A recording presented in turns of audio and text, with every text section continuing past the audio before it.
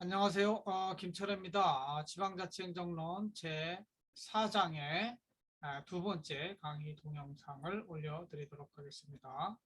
화면 공유를 해볼게요.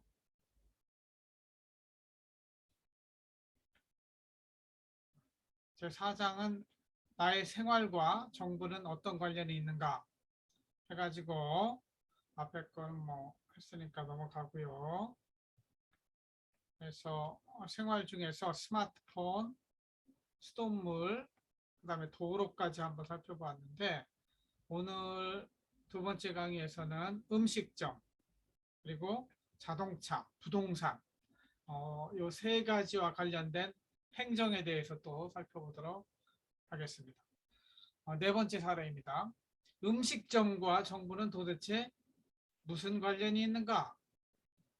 음식점이라고 하면 우리가 거의 밥 먹을 때 매일 방문하는 곳이죠. 그래서 음식점의 종류는 어디에 나와 있느냐? 식품위생법에 나와 있습니다. 식품위생법에 장사를 아무나 하는 게 아니고 식품위생법에 따라서 어떻게 해야 돼요? 신고를 해야 돼요. 영업신고를 해야 장사를 비로소 시작할 수 있습니다. 이거 못하면 안 하면 불법 음식점이 되는 거예요. 그래서 음식점에는 일반 음식점과 휴게 음식점으로 나뉩니다. 일반 음식점이라 하면 한식, 중식 이런 것들 포함한 게 일반 음식점이고, 휴게소에 있는 음식점과 같은 거, 잠시 쉬는 곳, 편의점, 슈퍼. 그래서 이 휴게 음식점으로 분류가 되면 이런 데서는 주류 판매가 금지됩니다. 그러니까 주류 판매가 금지된다는 얘기는 요 일반 음식점처럼 술, 그러니까 원래 편의점에서 소주 하나당 뭐 2,000원인데 여기 가면은 뭐 3,000원에 팔고 그러잖아요. 그렇게 못 한다는 것이죠. 그래서 본인이 사서 편의점에서나 슈퍼에 사서 바깥에서 마시는 건 상관이 없지만 이 술집처럼 주류를 판매할 수가 없다는 것이죠. 두 번째, 음식점 분류가 있고 주점 분류가 있습니다. 주점 분류는 유흥주점, 단란주점 이렇게 구분이 됩니다. 이게 다 식품위생법의 내용입니다. 거기서 단란주점에는 뭐 단란주점이 더 뭐 도우미도 나오고 그러는데 원래는 단란주점은 도우미, 유흥접객원이라고 그러죠. 유흥접객원인 도우미가 나올 수 없도록 되어 있는 곳이 단란주점입니다. 그래서 음식점에는 음식점과 주점으로 나뉘고 일반 음식점, 휴게 음식점, 유흥주점, 단란주점으로 나뉜다. 이런 그래서 이제 일반 음식점을 내가 한번 새로 시작한다고 했을 때 한식이든 중식이든 양식이든 일반 음식점에 설립을 하려면 영업신고를 해야 됩니다. 영업신고를 어떻게 하느냐? 업종별로 소재지, 시, 군, 구청에 가서 영업신고를 합니다. 대덕구에 우리 한남대학교가 있으니까 대덕구 하면 대덕구청에 가서 해야 되겠죠. 동구에 위치하고 있으면 동구청에 가서 영업 허가 신고증을 받아야 됩니다.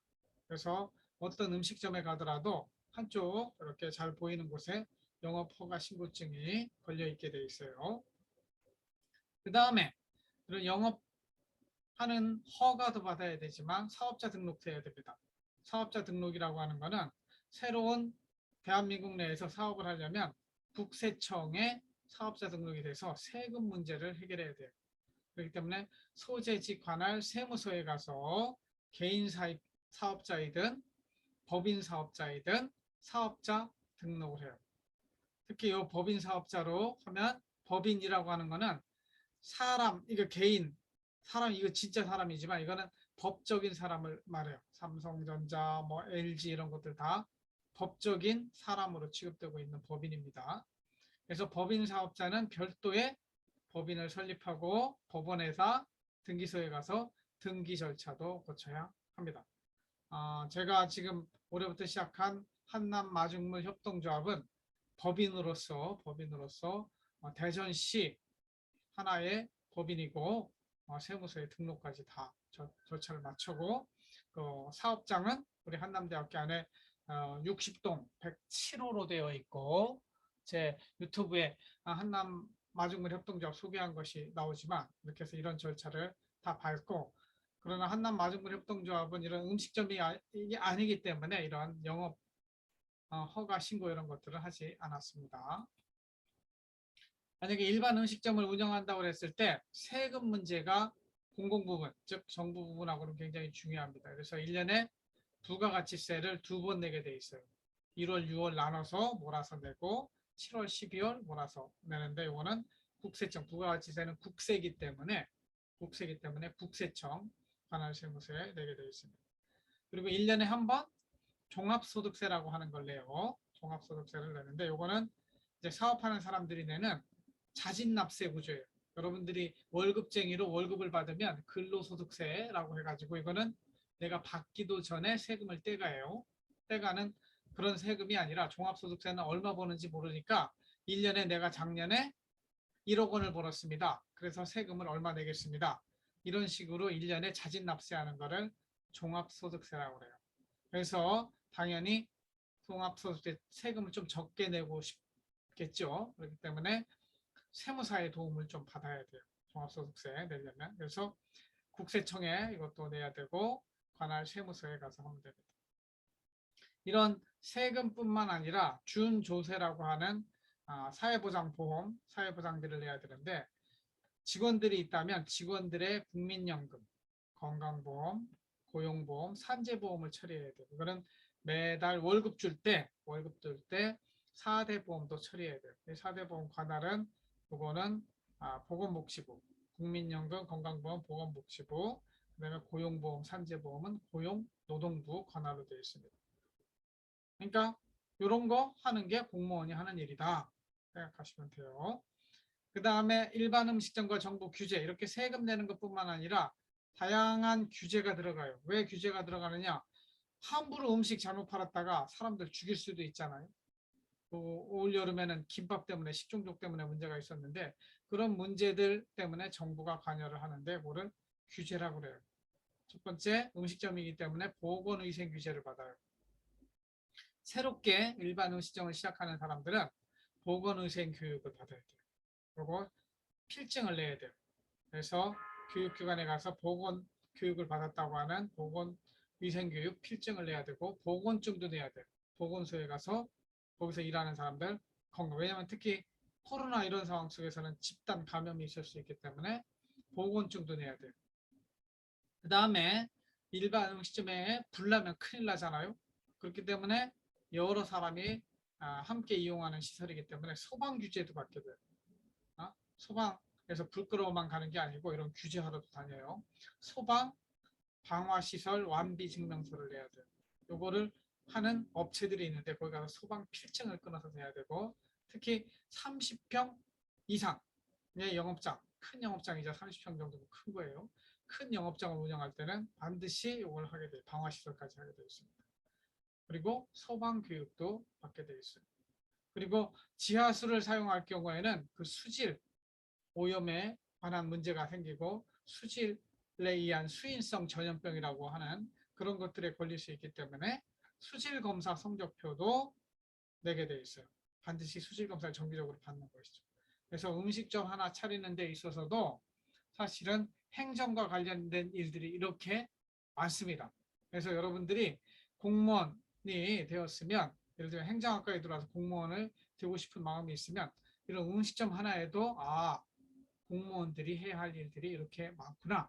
그리고 그런 것들 디테일하게 자세한 것까지도 좀 여러분들이 알고 있어야 행정학을 배운 사람이다. 이렇게 어디 가서 이야기할 수 있다는 것이죠. 그래서 저는 이런 생활과 관련된 정부의 역할 이런 것들 여러분들이 관심을 많이 가지고 실제 공무원 시험에도 저는 이러한 내용들이 나와야 된다고 저는 주장합니다. 미국 책에 나오는 무슨 이론 배우고 이런 것들 필요 없어요.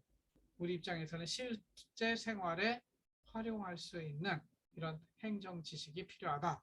이런 생각을 가지고 있습니다. 두 번째 항입니다. 그럼 자동차, 우리가 매일 타고 다니는 자동차와 정부는 또 무슨 관련이 있는가? 그냥 자동차 사서 타고 다니면 되는 거 아니야? 아니에요.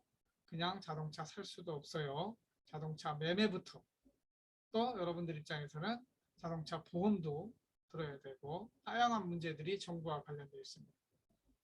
우리 소비자하고 관련은 없지만 생산자들, 현대자동차, 기아자동차, 쌍용자동차가 있다고 보면 이런 자동차를 만들어서 판매하는 것은 순전히 민간 기업의 역할이라고 볼 수 있습니다. 시장이 자유롭게 그것을 결정해서 판단할 수 있는 것이죠. 하지만 자동차를 만들고 생산하고 제조하는 과정에 산업통상자원부가 산업정책을 통해서 도와주기도 하고 어떤 것은 규제하기도 하고 대부분 산업통상자원부는 그것이 잘 될 수 있도록 도와주는 정책을 수행합니다. 반면에 그런 공장이 돌아가다 보면은 환경오염 물질이 나오기 때문에 그 환경오염 물질에 대한 규제에 대해서는 환경부가 규제 역할을 하게 되어 있습니다. 그러니까 자동차와 생산과 판매 과정도 산업통상자원부하고 환경부라고 하는 중앙정부가 나름 관련된 일을 하고 있다. 그런 것이죠. 이번 항부터는 이제 소비자의 입장인데 소비자의 입장에서 자동차를 구입하는 과정에 정부가 어떤 관여를 하느냐. 먼저 여러분들이 자동차 대리점에 가서 차량을 하나 산다고 해보세요. 사면 그 차가 내 차다 하는 등록증이 있어야 돼요. 자동차 등록증이 차마다 이렇게 가지고 있어야 됩니다. 이 자동차 관리법에 따라서 내 차량이 이 차량은 김철의 내 거야. 내 주민등록번호로 딱 이 차의 주인이 기록되어 있어야 되는데 그게 차량 등록이라고 해요. 그거는 누가 담당을 하느냐? 정부 중에 지방정부가 관할을 합니다. 특별광역시장 또는 도지사 단위로 차량 등록을 하게 돼 있어요. 대전시 같으면은 저기 야구장 근처에 있는데 거기에 대전광역시 차량 등록 사업소가 있습니다. 가서 등록을 하셔야 되고 등록할 때 또 세금도 내야 돼요. 일단 여러분들이 이 자동차 구입을 했다. 그럼 거기에 이제 자동차 값과 여기 뭐가 붙어 있냐면 개별 소비세, 교육세, 부가가치세 이런 것들이 붙어 있습니다. 근데 이런 것들은 자동차 값에 포함돼서 팔려요. 그렇기 때문에 이 세금은 내는 것 같지 않게 생각될 수 있는데 매매 시 대부분 차량 가격에 요 개별 소비세, 교육세, 부가가치세가 포함되어 있습니다. 그리고 요 차량 등록 사업소에 가서 차량 등록할 때도 또 돈이 필요해요. 취득세라고 하는 거 내야 되고 자동차 취득세, 그 다음에 공채 매입비라고 하는 것도 내야 되고 이거는 차량 가격에 포함되어 있지 않기 때문에 요 광역시장이 관할하는 자동차 등록 사업소에 가서 등록할 때 어떻게 해야 돼요? 등록할 때 이걸 내야 돼요. 그만큼 돈이 더 들어가는 것이죠. 서울시 같으면은 이런 것들을 자치구로 내려보낸 경우도 있지만 본래의 그 권한은 광역시장 도지사에게 있는 것입니다. 그 다음에 매일 자동차를 타고 다니려면 갑자기 경찰이 딱 불러가지고 보험 보여주십시오. 그렇게 이야기했을 때 보험이 안 들어져 있으면 그거 불법 자동차가 되는 거예요. 그리고 정기검사 받은 거 보여주십시오. 그러면 정기검사 받은 증명서를 보여줘야 할 수 있는 거예요. 여러분들이 경찰을 만나지 않기 때문에 이런 문제가 없지만 어떤 사고가 나서 경찰을 만나게 되면 제일 먼저 운전면허증이 필요하죠. 운전면허 없으면 자동차 운전도 못해요. 운전면허증 보여주고 자동차 등록증 보여주고 이런 것들을 다 검사받게 됩니다. 그래서 이런 것들을 위반하면 거기에 위반에 따른 벌금이 매겨지게 되어 있어요. 그래서 자동차 타고 다니려면 정기검사, 사람도 병원에 가서 정기검진을 받듯이 자동차도 정기검사를 받아야 돼요. 왜냐하면 똥차를 잘못 끓이고 다니다가 다른 사람한테 피해를 줄 수 있기 때문에 자동차 관리법에 따라서 국토부통부 장관이 정하는 바에 따라서 자동차 검사 대행자에 가서 신차, 새로 나온 차는 최초 4년에 한 번만 받으면 돼요. 그러나 이후 4년 이상 지난 차들은 2년마다 자동차 관리법에 따라서 정기검사를 받아야 돼요. 그리고 차량을 보유하잖아요. 보유하고 있으면 자동차세를 내야 돼요. 자동차세를 지방정부에 내게 되어 있습니다. 그리고 거기에다가 부가세로 지방교육세도 매년 자동차세를 내야 돼요. 제가 이거 차 하나당 한 25만 원 내게 돼 있어요. 자동차세가. 두 번 내요. 1월 달에 한 번 내고 7월 달에 한 번 내는 것 같아요. 그 다음에 주유시에도 기름을 타고 다니려면 기름을 넣어야 되잖아요. 기름만 해도 기름값이 지금 리터당 2,000원 막 이래 하는데 거기에 반 이상은 세금이에요. 붙어 있는 게 뭐냐면 우리는 그냥 돈 내고 말지만 정부가 없으면 이만큼 기름값이 떨어진다는 얘기죠. 교통에너지 환경세, 개별소비세, 교육세, 주행세, 부가가치세 이것이 주유비에 포함되어 있어요. 근데 우리는 이 세금 내는 걸 잘 못 느끼죠. 이런 것들을 뭐라고 불러요? 간접세라고 그래요. 내 이름으로 이 세금을 내면 나 이만큼 세금 냈어 막 이렇게 할 텐데 이게 아니고 누가 내요? 돈은 내가 냈는데 주유비에 포함해서 냈는데 국세청에 갖다 내는 사람은 주유소에 주인이 갖다 내게 돼 있어요. 그러니까 우리 실제 돈을 내는 사람이 별로 느낌이 없죠. 그런 것들은 부가세를 포함한 간접세라고 하고 내 이름으로 직접 들어가는 세금은 직접세, 소득세, 재산세 이런 것들은 내 이름으로 직접 들어가기 때문에 이거는 직접세라고. 여기서 나오는 자동차세는 직접세예요. 내 이름으로 들어가니까. 그럼 이 밑에 나오는 그런 주유비에 포함된 이런 것들은 간접세라고 부릅니다. 그래서 통상 기름값의 50에서 60%는 세금이라고 생각하시면 돼요. 이만큼 정부가 있음으로 인해서 우리가 돈 쓸 자유를 빼앗기는 거예요. 그 다음에 보험. 자동차 굴리려면 반드시 보험이 있어야 돼요. 대인, 사람을 다치게 했을 때 어떻게 보상할 것인지. 대물, 물건이 고장났을 때, 물건을 했을 때 어떻게 배상할 것인지. 그리고 이거 자차냐 타차냐. 타인 차량에 대해서는 이게 필수로 되어 있습니다. 다른 사람을 다치게 하거나 다른 차를 다치게 했으면 그거에 대해서 반드시 보험으로 보상해 줄 수 있도록 이건 의무적인 것이고요. 그럼 내 차도 고장 나잖아요. 내 차도 보험으로 고칠 수 있게 만드는 건 자기 책임이에요. 이거는 선택이에요. 그러니까 자기가 스스로 다치거나 자기 차가 다친 거는 그만큼 나는 안 들게요. 그러면 보험료가 더 떨어집니다. 반면에 이것까지 다 넣으면 보험료가 올라가죠. 저는 보통 1년에 보험료로 자동차 보험료로 100만 원 이상 들어가요. 자기 책임까지 들어가기 때문에. 그래서 이런 걸 다 넣은 거를 종합보험 뭐 이렇게 부르는 거죠. 대인 대물은 이거 필수. 이것만 들면 고장 났을 때, 사고가 났을 때 다른 사람 거는 보험으로 처리하고 내 차는 내 돈으로 해야 되는 것이죠. 근데 종합보험으로 하면 돈은 많이 들지만 내 차도 보험으로 처리할 수 있는 것이죠. 그래서 보험도 반드시 들 수 있도록 이게 규제예요. 정부의 역할이 이렇게 돼요.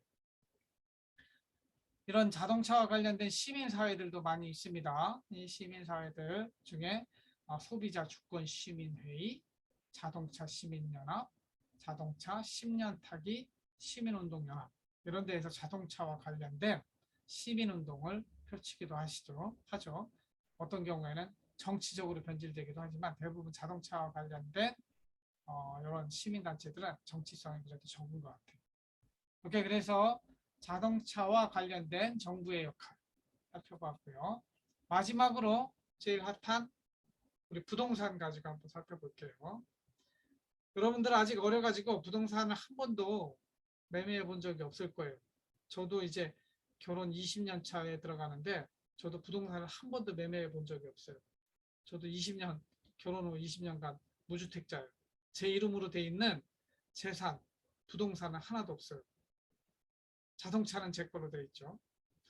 물론 이 부동산은 없는데 하여튼 요거와 관련된 정부의 역할도 굉장히 많습니다. 부동산을 예를 들면 매매한다고 그랬을 때 돈 내는 건 내 마음이죠. 내가 사고 싶으면 사고 말고 싶으면 말고.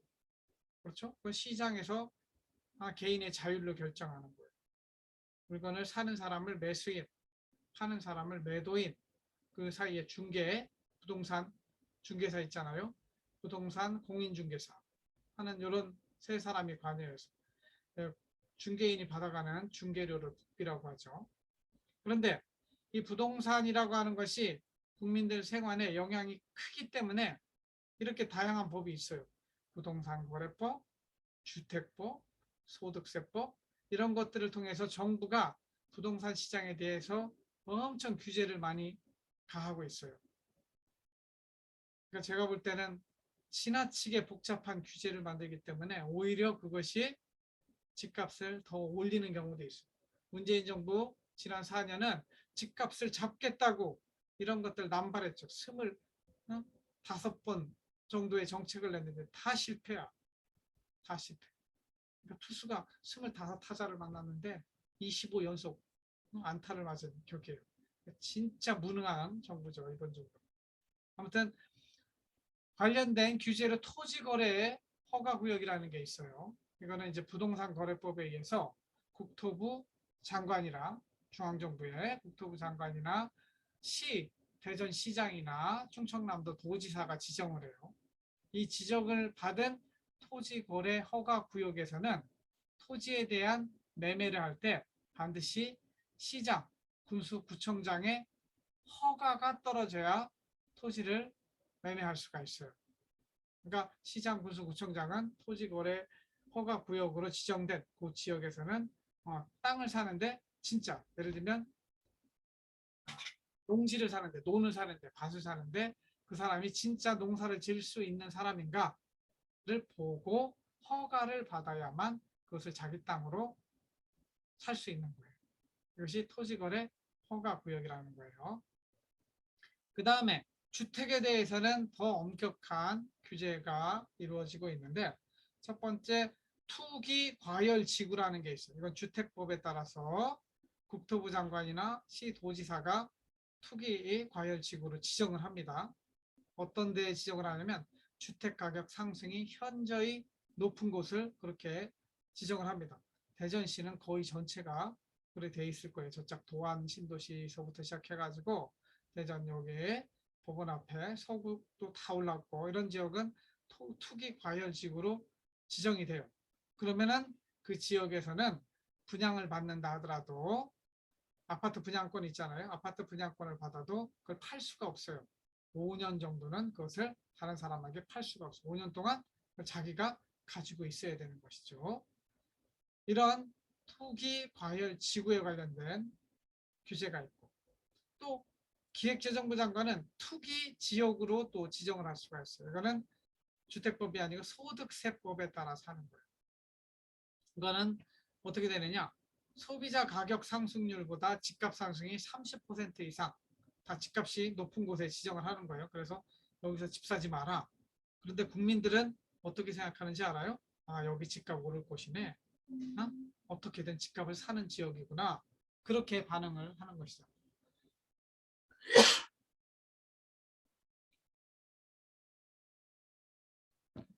그래서 투기 지역으로 지정된 그 지역에서 집을 샀다. 그러면 나중에 팔 때 내는 세금이 양도소득세라고 그래요. 내가 1억에 샀는데 3억에 팔면 양도소득이 2억 원 있는 겁니다. 2억 원에 대해서 양도소득세를 중과세할 수 있는 근거가 돼 있어요. 그래서 투기지역이라는 게 있고 또 주택법에 따라서 조정 대상 지역 이것을 또 지정할 수 있어요. 국토부 장관이 지정할 수 있는데 주택 상승률이 물가 상승률의 2배 이상 되는 지역에 대해서 조정 대상 지역으로 지정을 하잖아요. 그러면 이 지역 안에서 좀 우리나라는 아파트 살 때 다 어떻게 사냐 빚을 내서 사거든요. 빚을 내서 사는데 그 빚을 낼 수 있는 양을 좀 줄이는 것이죠.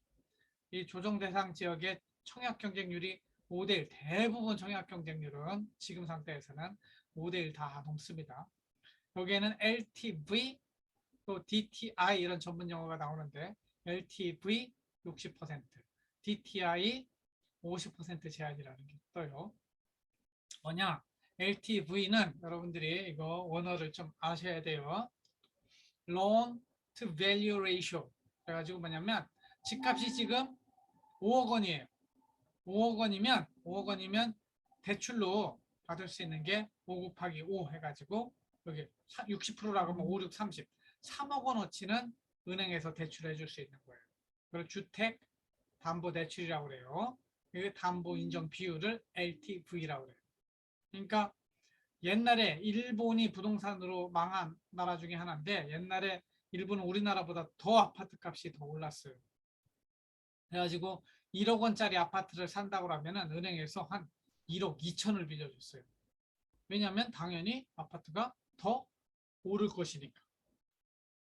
우리는 이웃 나라인 일본이 그렇게 해서 쫄딱 망한 경험이 있기 때문에 우리는 LTV를 60%로 제한을 하는 거예요. 그러니까 40%는 네 돈으로 사라. 이런 것이죠. 예를 들면 1억 원짜리 집을 사면 6천만 원은 은행이 빌리더라도 4천만 원은 네 돈으로 사라. 근데 우리나라는 이 4천만 원도 없어요. 다 집은 빚으로 사는 거야. 그래서 DTI라는 게 있어요. 이거는 연봉 대비 얼마큼 빌려줄 것이냐. Debt to income. 총 부채 상환 비율이라고 그래가지고 총 소득, 연봉 대비 대출 가능 규모를 말해요. 내 연봉이 1억 원이다. 그러면 5천만 원, 50% 제한하잖아요. 5천만 원 이렇게 하는 거죠. 그래서 보통 1억 원짜리 집을 아파트를 분양받는다. 그랬을 때 그 아파트 분양받는 거에 60%, 6천만 원은 요거예요. 은행에서 빚으로 하고 그 다음에 연봉이 1억 원이다. 그러면 5천만 원, 그러니까 6,500만 원 어떻게 되는 거예요? 빚으로 하고 은행에서. 그리고 또 주변에 개인적으로 빚을 빌리든지 아니면 자기 돈으로 1억 원을 채워서 아파트를 사는 것이죠. 그렇게 아파트를 1억 원짜리 분양을 받으면 그게 계속 뛰니까 2억 원이 되고 3억 원이 되니까 우리나라 지금 다 미쳐 있는 것이죠. 아파트 살려고. 근데 중요한 거는 제가 말씀드린 것처럼 한 1억 원, 2억 원 되면 좋겠는데 대전도 웬만한 아파트가 다 이제 10억 원이 됐어요. 여러분이 평생 10억 원을 모을 수 있을 거라고 생각을 하세요? 한번 생각을 해보세요. 제가 20년 동안 매달 200만 원씩 저축을 했어요. 매달 200만 원씩 저축하면 1년이면 2,400만 원이 됩니다. 그렇죠? 2,400만 원. 10년이 되면 2억 4천이 돼요. 20년 되면 겨우 5억 원 되는 거예요. 그러니까 여러분들이 죽어라 은행에 200만 원씩 20년 저축해야 5억 원 되는데 5억 원 가지고 집을 살 수가 있어요? 없잖아요. 만약에 10억 원짜리 집을 산다 하더라도 5억 원은 또 부채가 돼요. 그것에 대한 이자를 내면서 살아야 돼요.